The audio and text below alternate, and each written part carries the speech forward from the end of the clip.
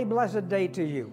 I am Bishop Ruben Abante, and I'm the senior pastor of the Lighthouse Bible Baptist Church. I'd like to invite you now to be with us as the message of the Word of God is preached from the pulpit. I'd like to turn you over now to our Lighthouse Coming Together, and I pray that you'd be blessed with the message.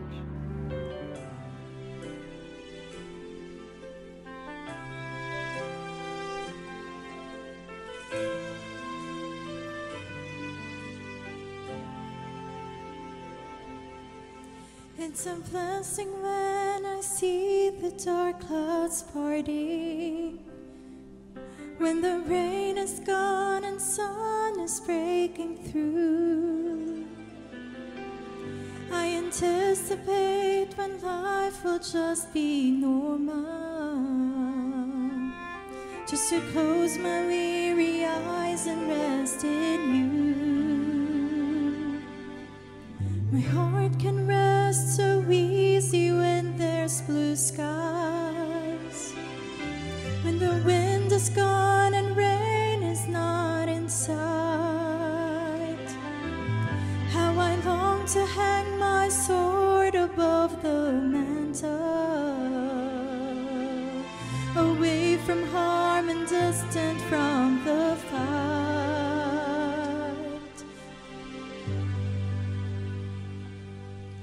But I wouldn't know your peace without the hard times, or be thankful for relief without the pain.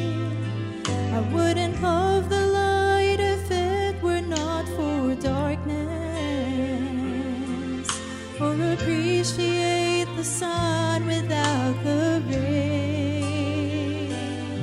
How could I understand forgiveness without failure, or feel the warmth of love without the bitter cold?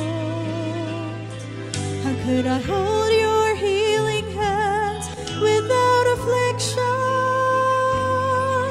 and be blessed to see your mercies all unfold? Sure, it's a blessing to be safe, secure, and warm. But Lord, I want to thank you for the soul.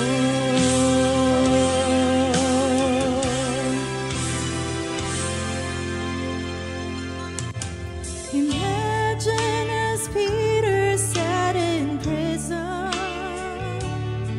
he may have paced the floor with chains around his feet, and in his mind the devil taunted as he whispers, the battle's lost and this is your defeat. But then his mind went back to that night in the tempest,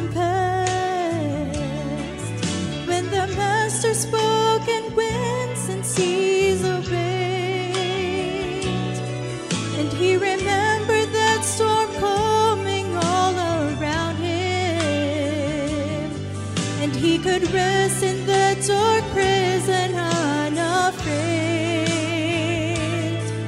and say, I wouldn't know your peace without the hard times, or be thankful for relief without the pain. I wouldn't love the light if it were not for darkness, or appreciate the sun without the rain. How could I understand forgiveness without failure, or feel the warmth of love without the bitter cold? How could I hold your healing hands without affliction,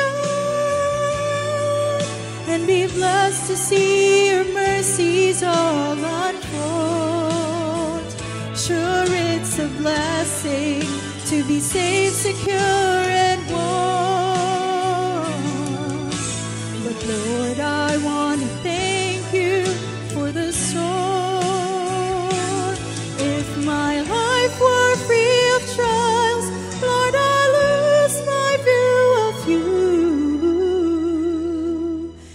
sweet trophies that remind me of all you do. Sure, it's a blessing to be safe, secure, and warm. But Lord, I want to thank you for the storm. I'm still safe, secure, and warm. And Lord, I want to thank you for the storm.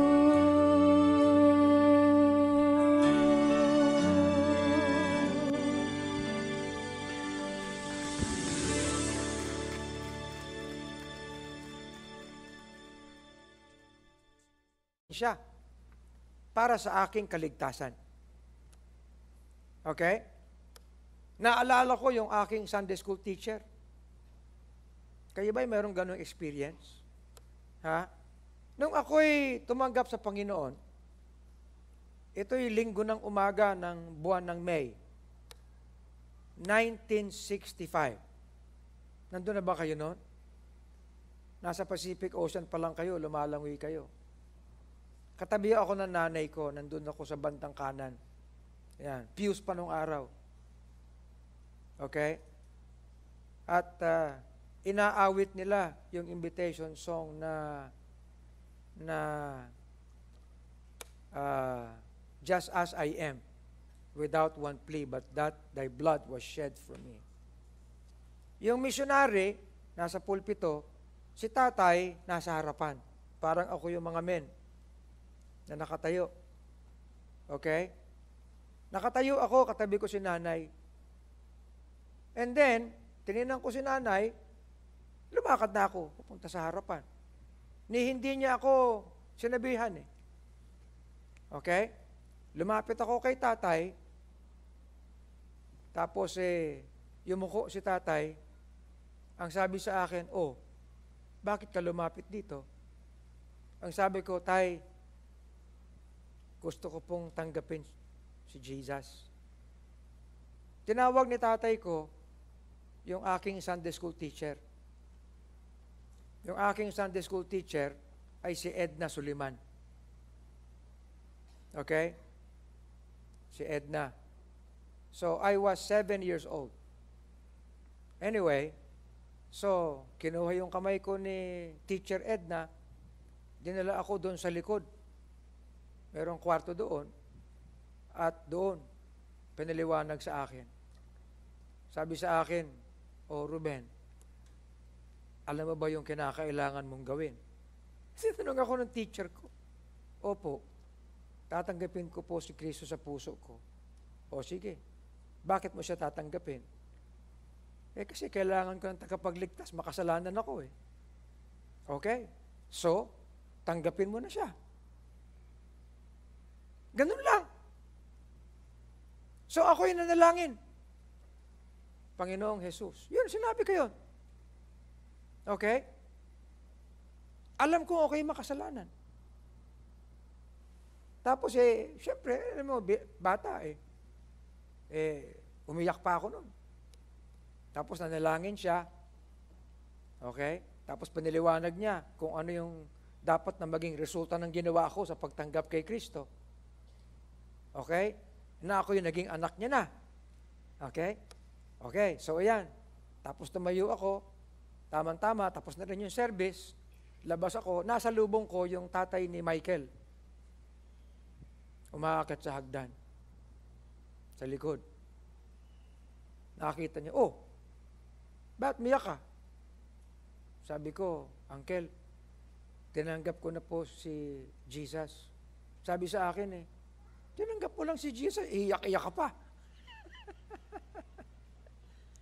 Hindi ko makalimutan yun. Kayo ba mayroong ganong experience? Ha? Naalala niyo ba yon? Maliwanag ba? Abe, kung wala kayong naalalang ganyang experience, baka na naginip lang kayo. Ako hindi. Totoo yun. At kahit ano pang sabihin sa akin ng mundo, na mukhang hindi ako saved. No? Hindi, tinanggap ko Ba't di ko malalaman? Naintindihan niyo ba? 7 taon ako. Yung aking pagiging 7 taon, hindi katulad ni RJ nung 7 taon siya. Ang linggit ko eh. After 1 week, si tatay mismo nagbautismo sa akin. Yung aming baptism nung araw, hindi ganyan. Ito, may steps eh. No? Porque malalim eh. Maliit ako. Cute.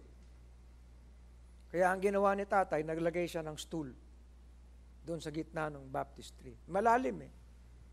Pagkatapos, pag malapit na ako sa hagdan, binuhat niya ako, tinayo ako doon sa stool.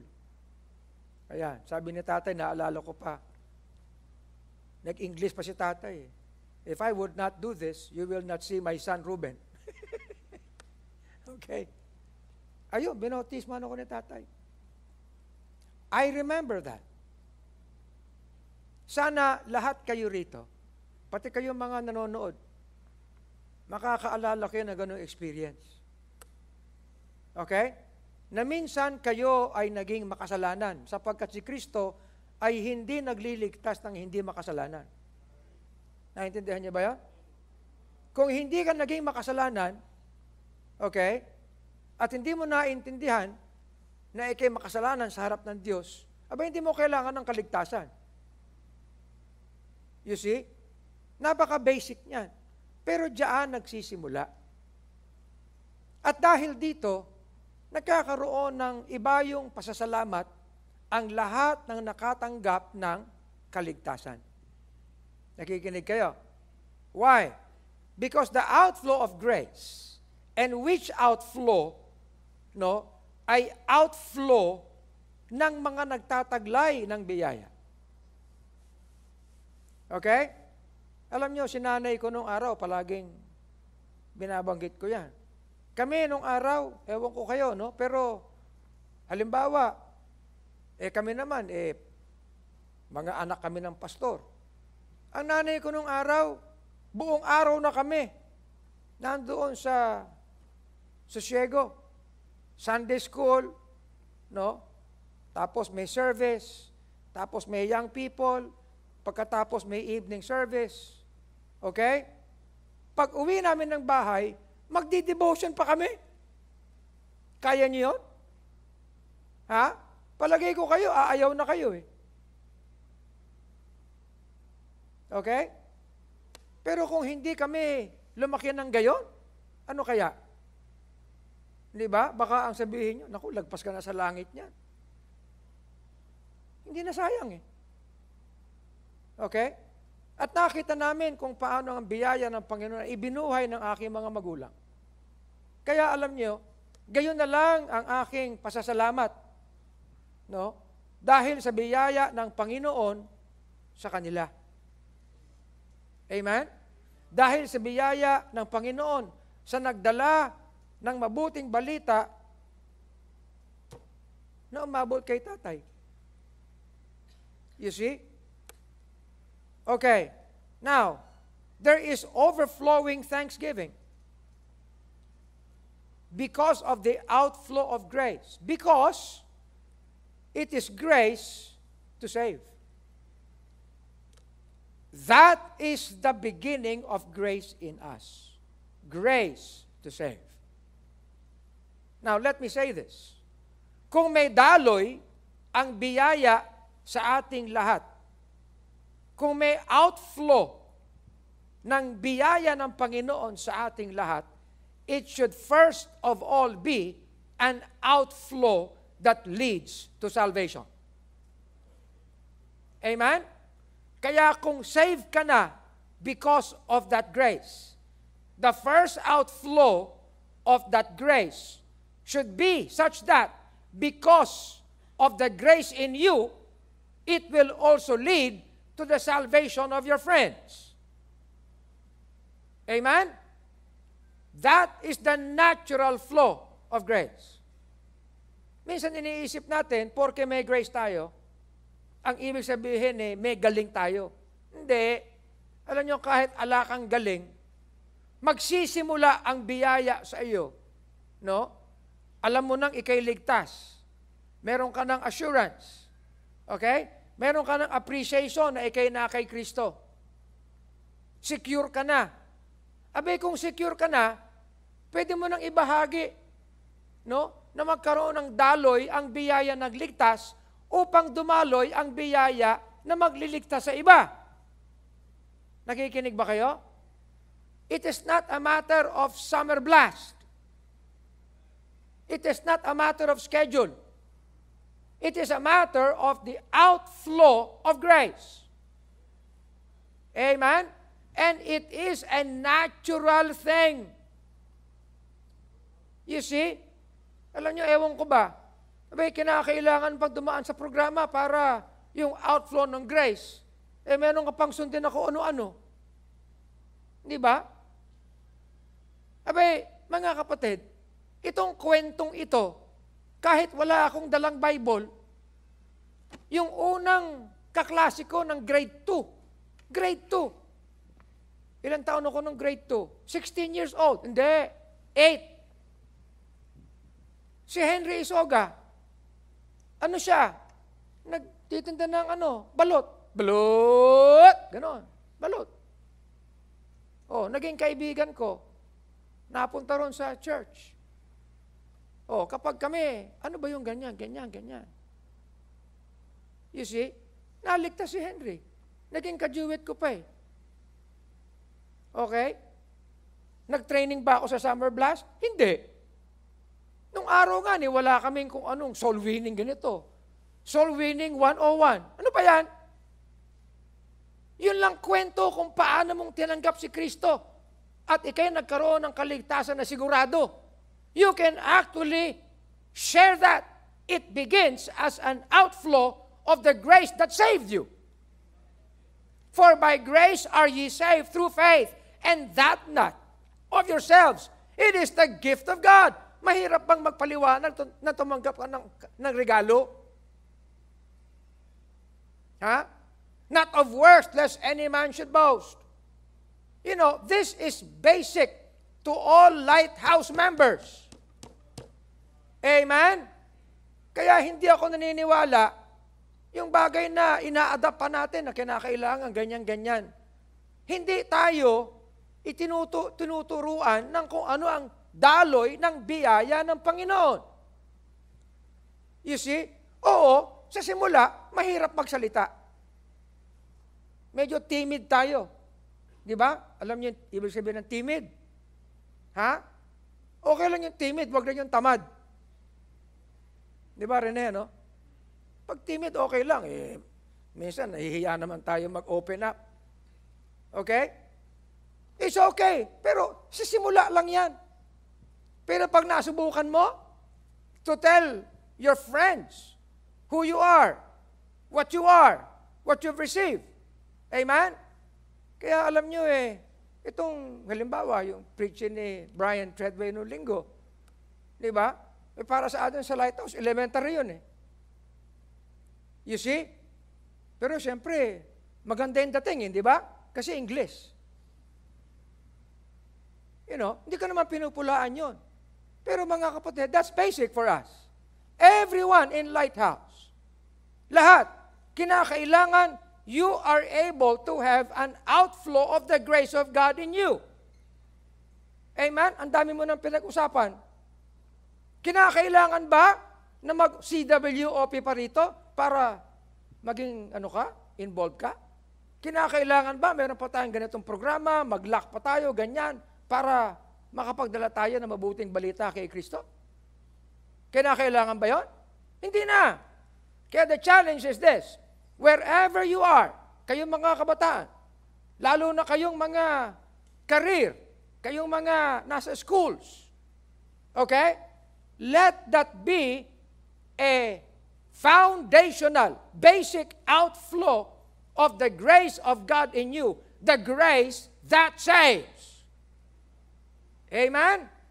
Pag sinabihan ka, thank God for the grace in you. Yes, it is the grace that first has its outflow, appreciating the salvation that we have. Even when we were dead in sins, hath quickened us together with Christ. By grace ye are saved. and hath raised us up together, made us sit together in heavenly places, that in the ages to come He might show the exceeding riches of His grace. And you know what? Ito, medyo malalim-lalim na nga ito dahil mayroong iba't ibang antas. Ito. Pero anong basic? Na kailangan lahat tayo. Ang simulain ng biyaya sa atin, ng Panginoon, ay biyaya nagligtas. At kinakailangan, lahat tayo ay may daloy ng biyayang nagliligtas para sa iba. Amen? Hindi lang yung galing, hindi lang yung bait. Kahit sino naman pwede maging mabait. Nung araw, merong subject na good manners and right conduct, di ba? So, meron tayong dahilan para mabait. Ngayon, wala na yon. Meron na pa ba nun? Ha? Bad manners na lang ngayon. Oh. At least, yung mga bata ba ngayon, ini-inspect pa yung kung madumi yung kuko, yung tenga. Ganun ba kayo ngayon? Nung araw, inabot nyo ba yon? Dick? Ha? Ganun. Oh. Daloy. Outflow of the grace of God. So, if ang unang daloy sa atin, no, ng biyaya ng Panginoon ay nagligtas sa atin, ganun din ang unang-unang outflow ng grace sa ating buhay. You see? Kaya nga, seryosohin nyo ito.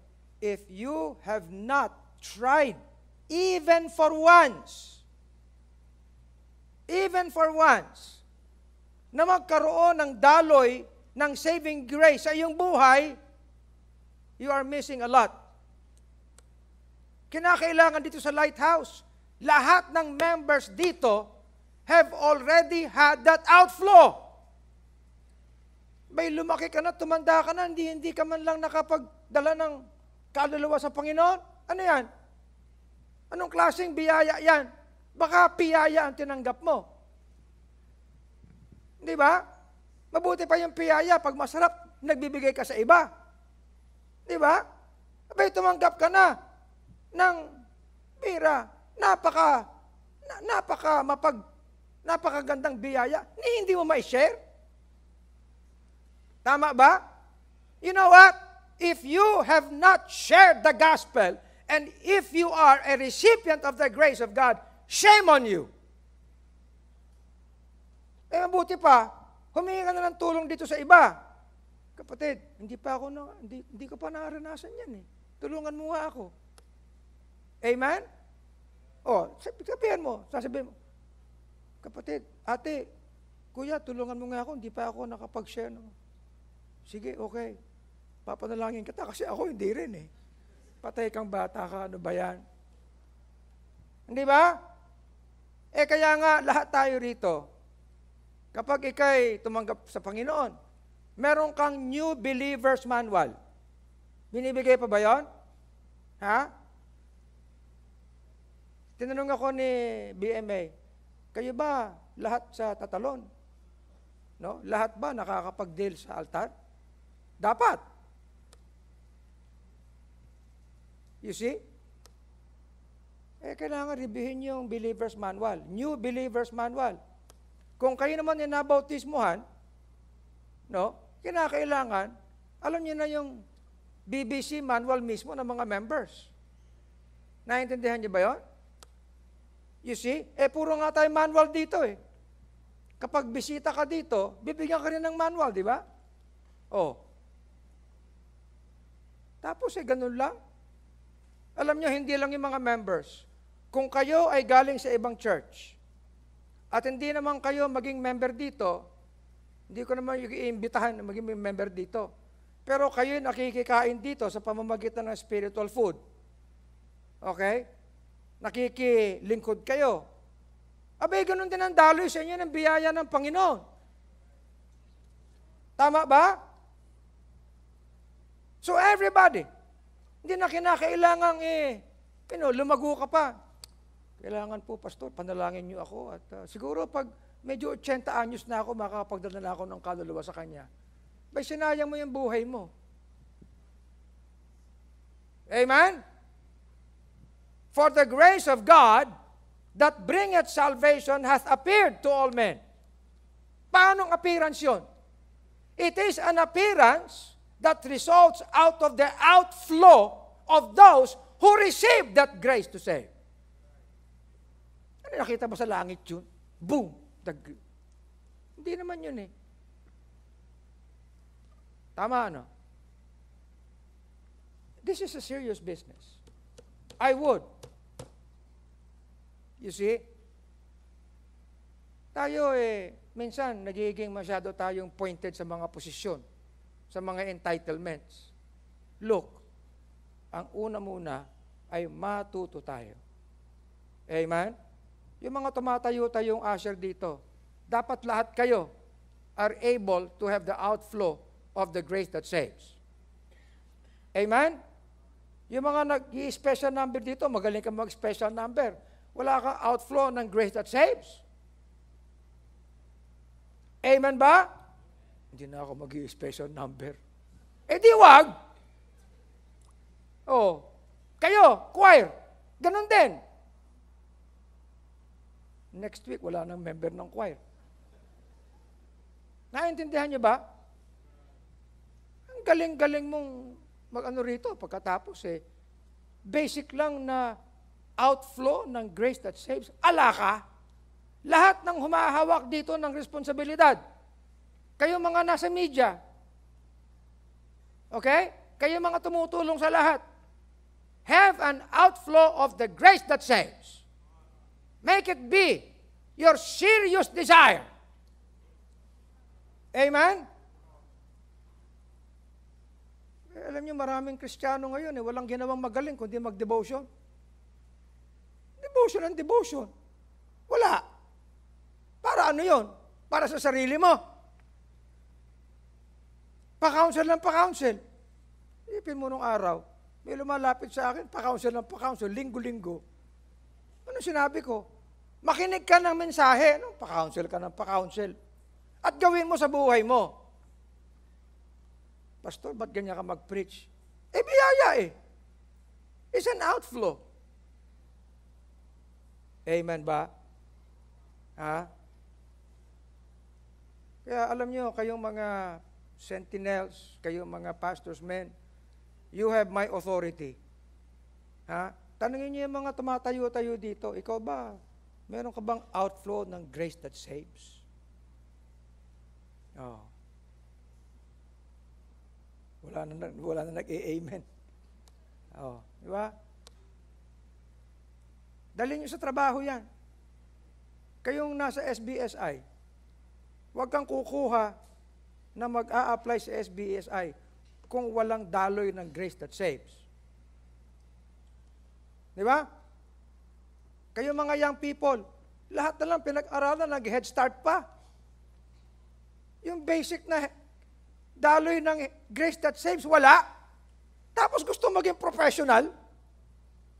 Gusto maging successful sa buhay?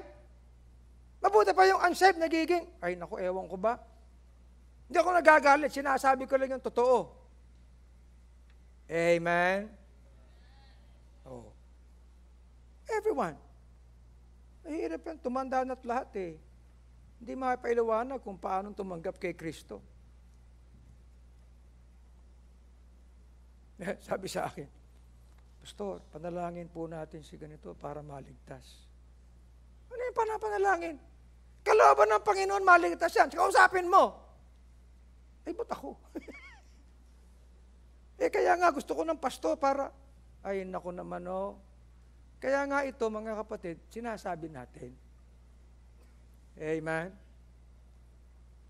Hirap, minsan taga-lighthouse ka, nakilala ka bilang nakilala ka bilang gwapo, bilang magaling, bilang kung ano.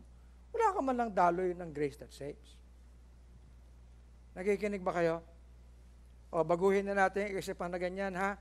Amen? Oh. Outflow of grace that saves. Hindi lang yan.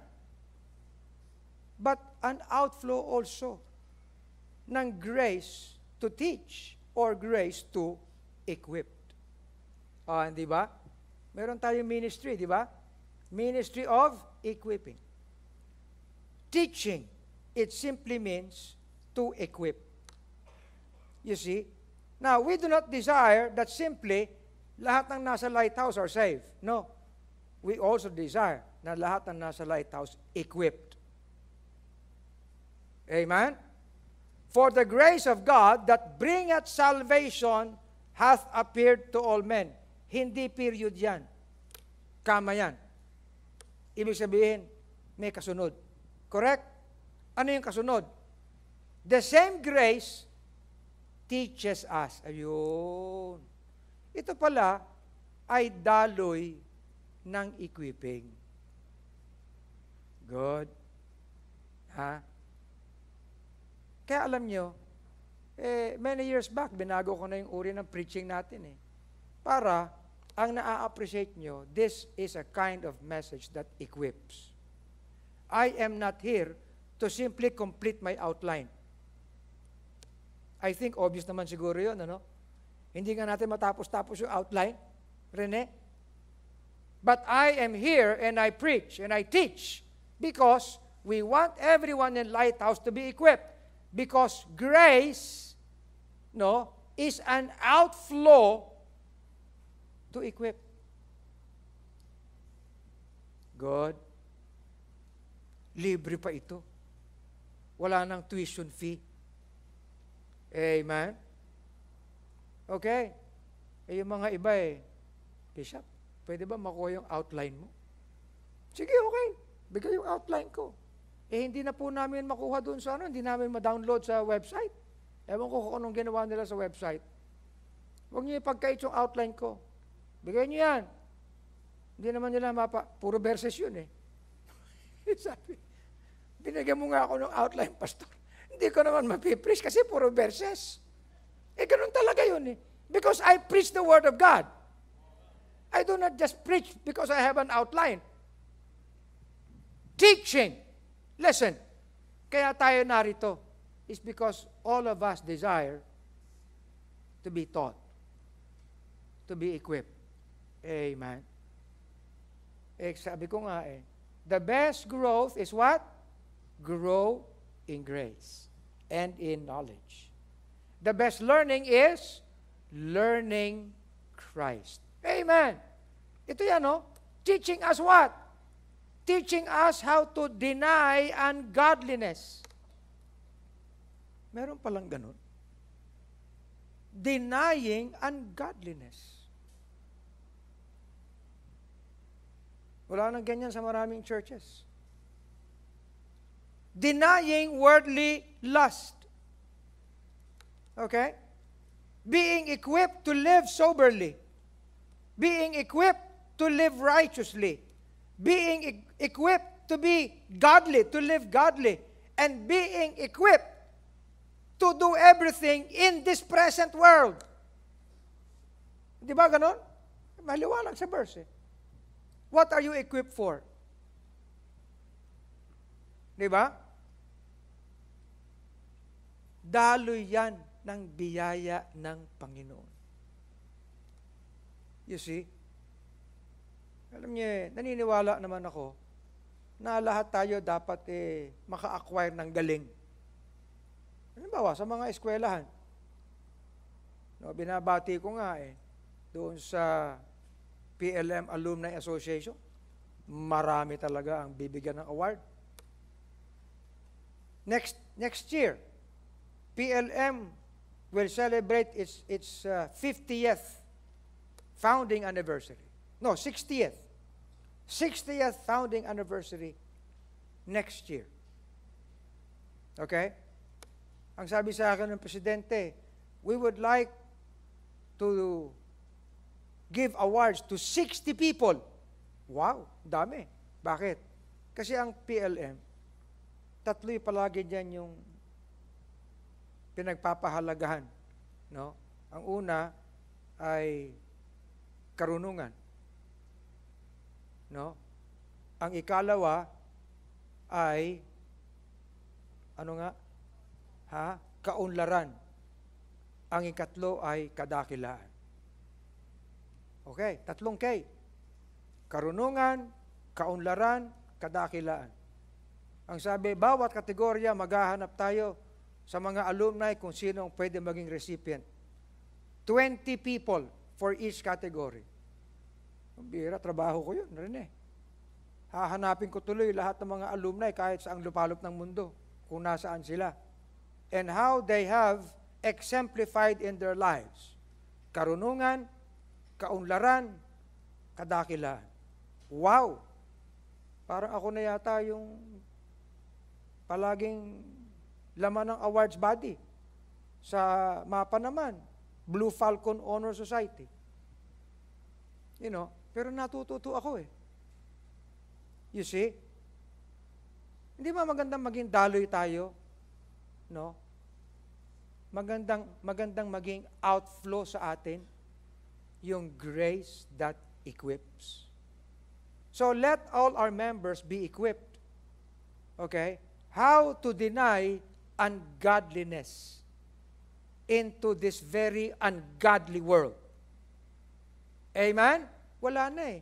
Maraming mga Kristiyano, sugod lahat eh, sa pagiging ungodly. Okay? How to deny worldly lust. Eh hindi eh. Eh mismong mga mananampalataya eh, head on. Okay? Be equipped to live soberly. You realize na wala na yung soberly sa ating society? Lahat na kaya eh palaban? Tama? Oh. And how to live godly. And how to be equipped to bear all these things in this present world. Kaya alam nyo, hindi tayo naniniwala. Doon sa palagi na lang, ipanalangin natin ang Pilipinas. Let us be equipped. No? Na sa atin, manggaling ang daloy ng biyaya ng Panginoon. Naturally, this country of ours does not have the outflow of the grace of Christ. Ang outflow niyan, relihiyon, not the grace of Christ. Pero sa atin, meron. Amen? Oh, nakita nyo na, ibang klase mensahe ito eh. You see? Kaya hindi natin tinatawaran whatever we can be in this world. Okay? Kawawa naman yung ating bansa. Ang dami-dami na lang. Ang dami-daming hinaharap eh. You know, it was in 2014, 10 years ago, that, you know, I wrote an article tungkol sa EDCA. And that was actually, what? Caught by Inquirer and featured in the Inquirer. You know, and I took the principle from God's Word. Pero palagay ko, ibabalik ko na naman yan eh. Looking for that blessed hope and the glorious appearing of our great God and our Savior Jesus Christ, who gave Himself. In giving Himself, He gave to us His grace, that He might redeem us from all iniquity and purify unto Himself a peculiar people, zealous of good works. Ano nga ulit ang ibig sabihin ng peculiar? Above the usual. Bakit above the usual? Because of the outflow of the grace of God. Okay? Zealous of good works. These things speak, exhort, rebuke with all authority. Kaya ganyan ang preaching. Amen? Hindi ko kayo pinapagalitan. Sinasabi ko lang kung anong sinasabi ng salita ng Diyos. Binabasa lang naman natin eh. Amen?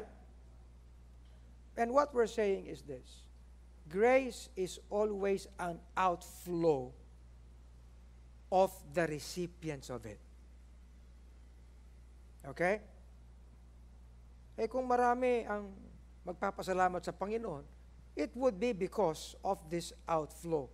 Anong sabi ng Panginoon? Teaching them. Teaching them to observe all things whatsoever I have commanded You see? Kaya, mga kapatid, hindi tayo yung mga churches na, halimbawa, magpipreach si pastor. Anong ipipreach niya? How to be, ganyan, di ba? Puro how to. Ganun, usong-uso yan eh. How to. Oh. Well, this is the best equipping. Amen? Having then gifts, differing according to the grace that is given to us. Whether in respect to giving the word, preaching, no? Or ministering, or teaching. He that teacheth on teaching. Kaya mga kapatid, itong ministry na ito, ay daloy ito ng lahat. Amen? Kayong mga medyo mas angat kayo sa edad, sa mga younger ones, make this a point to equip them. Amen? Ganun yan. Kaya nga, alam nyo, pinapakita natin sa lahat, yung mga tumatayo dito para magpaalam. Di ba? Ayan, meron tayong tagapagpaalam. Tayo lang ang meron yan. Ang siste nga lang, baka pag naging preacher na si Yuan, baka tagapagpaalam na lang palagi ang iikli yung mensahe niya. Anyway, so our point is this. Magkaroon tayo ng daloy ng biyaya ng Panginoon. An outflow of the grace that saves, of the grace that equips. Amen? That's it. Okay. Kailangan natin ng mga faithful men. Do we not? Oh. Paano mangyayari yan? Kailangan meron tayong mga next generation who will be able to teach others also. Now, how can that be possible if the grace of God will not have an outflow of the grace that equips? Tama? Kaya naghahanap tayo. Alam niyo, ano nga ang tawag dyan? Anong tawag dyan sa second generation na kinakailangan? Succession planning. Succession planning pa. Simple lang yun eh. Have an outflow of the grace that equips. Hindi mo problema yung succession planning. Do you understand? Diba? Lalo na in cases where churches are too personality-oriented. Diba? You know, I have been saying this sa mga ibang mga pastors. The Lord has given me a situation na wala akong lalaking anak. Therefore, I should learn from His Word. Ala na akong pwedeng asahan sa mga anak ko eh. Gusto niyo, palitan ko ng Pentecostal to. Di ba? Pero hindi naman pwede yun. Oh. Kaya, let's all go. Let's all go, no, for the ministry of equipping. Amen? Every one of us must have an outflow, number one, of the grace that saves. Amen? Number two, of the grace that equips. Kayo naman, kapag tinuturuan kayo, be willing to be taught. Amen? Oh. You know why? Kasi, the more humble you are, the more grace you will receive. Alam niyo ba yun? Ha? The more teachable you are, the more grace you will receive. If you will not be teachable, you will not receive grace. Amen? So, the more listening you are, the more grace you will receive. The more, responsive you are, the more grace you will receive. Yun yan. Kaya alam nyo siyempre, kapag tumanggap ka na ng biyaya ng kaligtasan, magiging willing ka eh. Amen? So, yan. Hindi lang, whom we preach, warning every man and teaching every man in all what? Wisdom. Sa Tagalog, ini-equip ang bawat isa sa lahat ng karunungan. Naintindihan niyo ba yun? Lahat ng kaalaman na dapat lagyan ng karunungan. Kaya alam niyo, itong church natin, no, lahat ng disciplines dito, may ina-apply tayong wisdom. Amen? Yung mga dumaan, kayong mga dumaan sa BHYC, nakakalimutan nyo na, no? No? Oh. Wala na. Kayo mga nagdulog ng inyong mga sarili sa Panginoon. Nag-commit. Hindi kayo nag-commit ng suicide. Nag-commit kayo sa buhay na kaloob sa Panginoon. Amen? Kaya ayan, ang maganda dyan, you be able to apply wisdom in all your knowledge. Amen? Nagustuhan ko yung yung isang nagsabi sa akin, Pastor, ano pong palagay nyo? Kung mag-develop tayo ng Lighthouse GPT. Of course! Ako napag-aralan ko na naman yung ibang bahagi niyan. Lagyan mo lang ng magandang security. Pag-aralan, i-load lahat ng ating mga manuals. Ang ating Church Covenant, ang ating Lighthouse Manual, ang ating Articles of Faith, lahat ng ating mga references. I-load lahat yun. Ite-train pa yun eh. Okay? Anong ibig sabihin ng GPT? Ha? Hindi nyo alam ang GPT. Chat GPT. Ano yung GPT? Ha? Gold and precious stones. And then. Generative, pre-transformers. Di ba? Ibig sabihin, sineset mo yan para yung generative na pagkuha, nagge-generate ka ng learning para sa bagay na yan. We need that.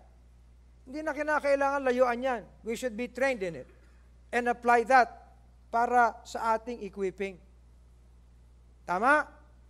Kayo naman, huwag kayong pakalat-kalat kung saan. Tumulong din kayo. Amen? Sa lahat ng bagay. Teaching and every man in all wisdom. Nakita niyo ba yung picture ni Pastor Bong ng building ng Kainta? Ganda. Napakaganda. Sabi niya ganyan, Pastor, baka panahon na pag-isipan natin yung audio. Sige, ibigay mo na sa akin lahat ng perspective. Lahat ng drawing. Ibigay mo na. Hindi na yata natulog eh. Binadala lahat sa akin yung drawing. Okay. Di magkukompute na tayo.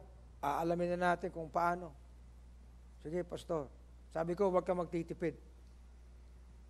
Ang gagawin nating design dyan, mas maganda pa sa tatalon. Payag kayo doon? Ha? Payag kayo? Siyempre, nandito tayo para mag-equip eh. Gusto ko nga, mas maganda yung kanila eh. Anyway, that we may present every man perfect in Christ Jesus. Grace. Paano magkakaroon ng overflowing thanksgiving? Kung tayo mismo, ay may outflow ng grace that saves. Marami magpapasalamat. Amen? At kung tayo mismo, merong outflow ng grace that equips. You see? Now, ehemplo yan ng church doon sa Antioch. Now there were in the church that was in Antioch certain prophets and teachers. Ayun. Yun lang. So lahat tayo may biyaya ng Panginoon. Magkaroon tayo ng outflow ng grace that equips in any area. Good, lalo na in doctrine. Simple, di ba? The servant of the Lord must not strive, but be gentle unto all men, apt to teach. Okay? Ibig sabihin, handa palagi na mag-equip ng iba. Good. Patient, in meekness, instructing those. Ayan. Hindi natin pinagkakait yan. You see? That they may recover themselves out of the snare of the devil. Kaya alam nyo, pagyamanin natin itong ginagawa natin. Yung mga iba sa inyo, hindi na kayo nagpapahalaga ng LEDs.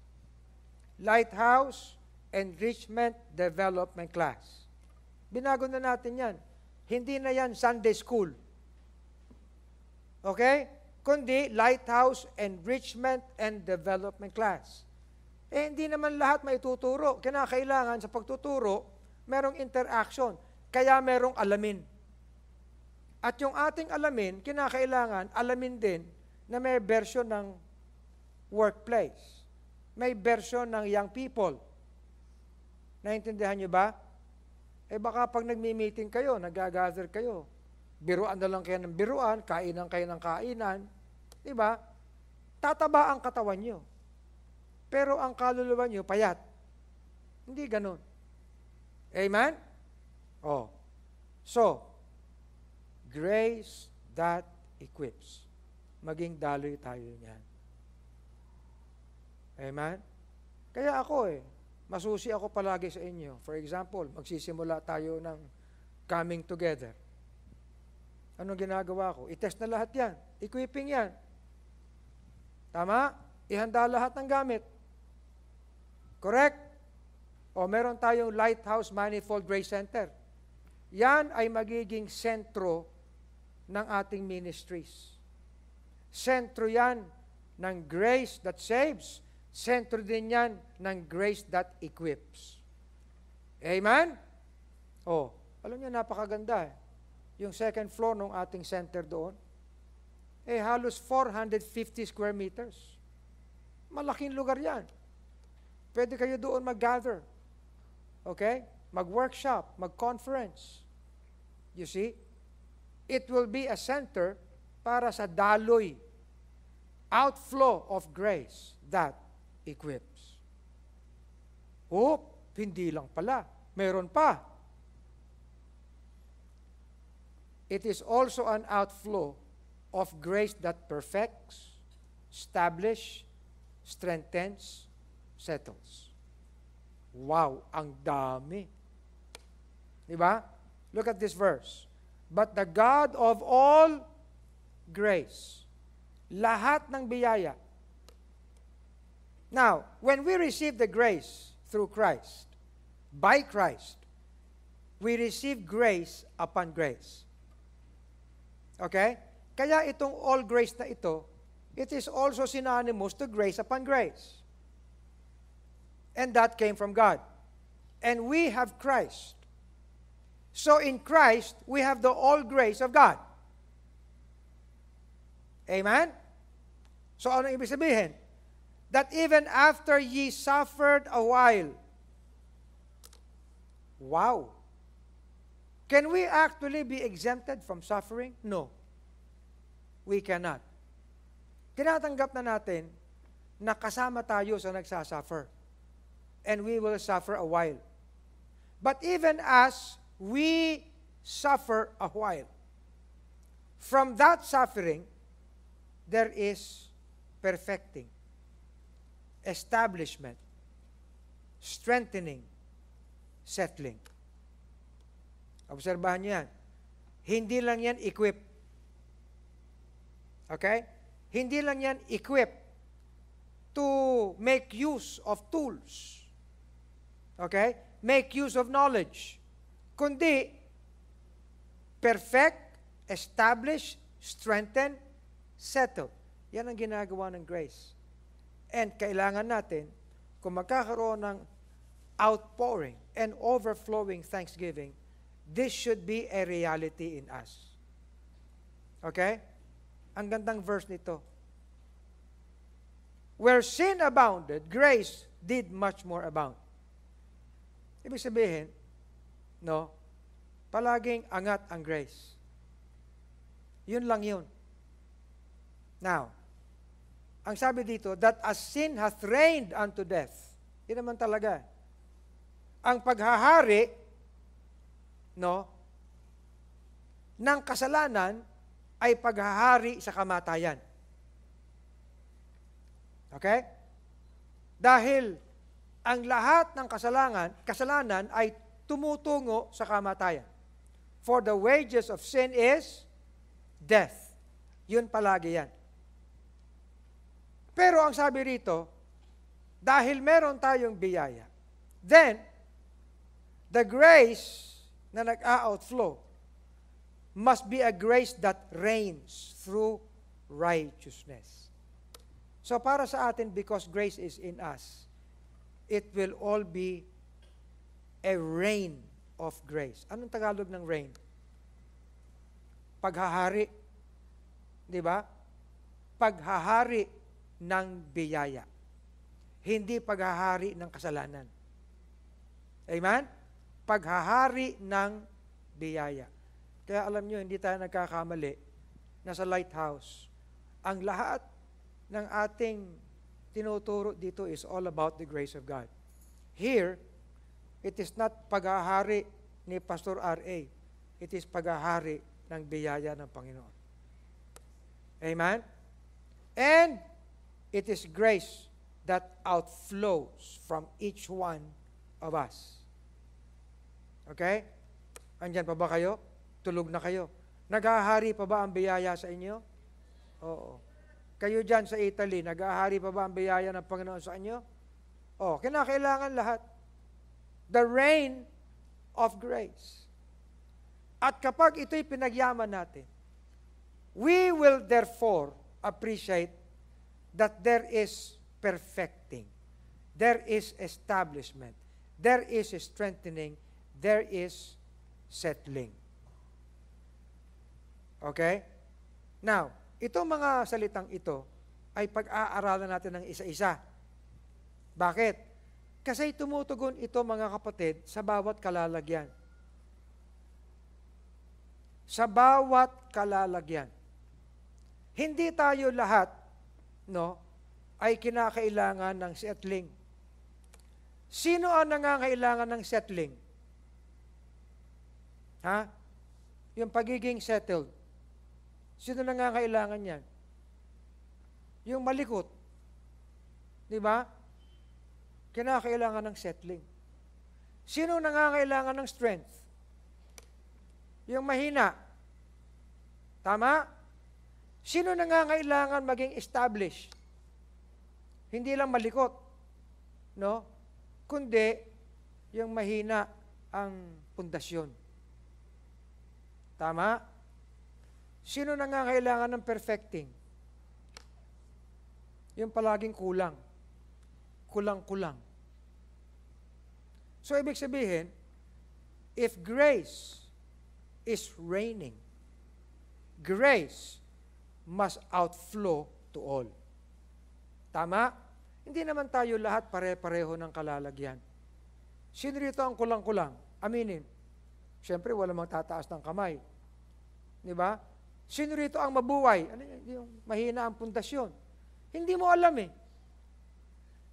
Ngayon okay ka, bukas hindi na. Tama? Oh. Ngayon medyo matatag ka, bukas hindi na. Ngayon medyo malakas ka, bukas hindi na. Ngayon,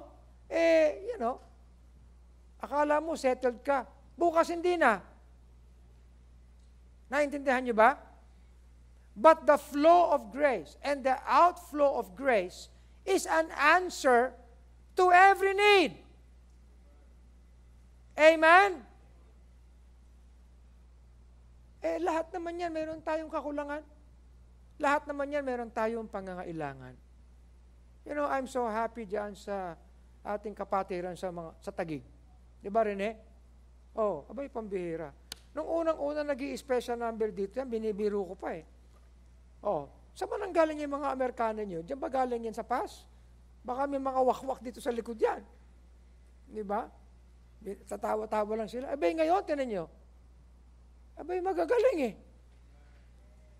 Di ba? Baka naunahan na nga tayo rito eh. Oh. Ano palagay nyo? Ha? Pati nga yung mga nasa kainta, abay, magagaling eh. Naunahan na tayo ng mga leaders nila. Mas marami silang swipe doon. Kaya sabi ko kay Pastor Bong, pag-aralan nyo na, marami kayong mga teachers dyan. Baka kayo na ang magsimula ng Lighthouse Academy sa Kainta. Pag-aralan nyo. Sabi, Pastor, tapusin muna namin to. O, siyempre naman. Oh. Sina-challenge na naman sila. Hindi tayo matatapos. You know why? Kailangan natin ang outflow ng biyaya.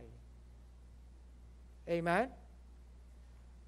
You see, ito ang kailangan natin, mga kapatid. Why?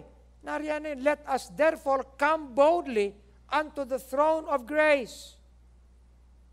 Yung mismo pinakaluklukan ng trono, yung paghahari ng biyaya, that we may obtain mercy and find grace to help in time of need.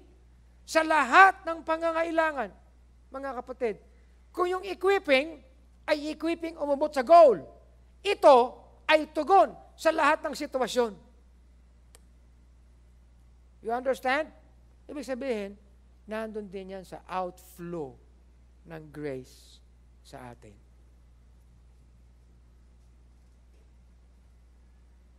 Eh kahit na mga bata, alam niya minsan, nanghihinayang ako na yung mga young couples natin dito, okay? Nung kinasal, katakot-takot na commitment ang ginawa.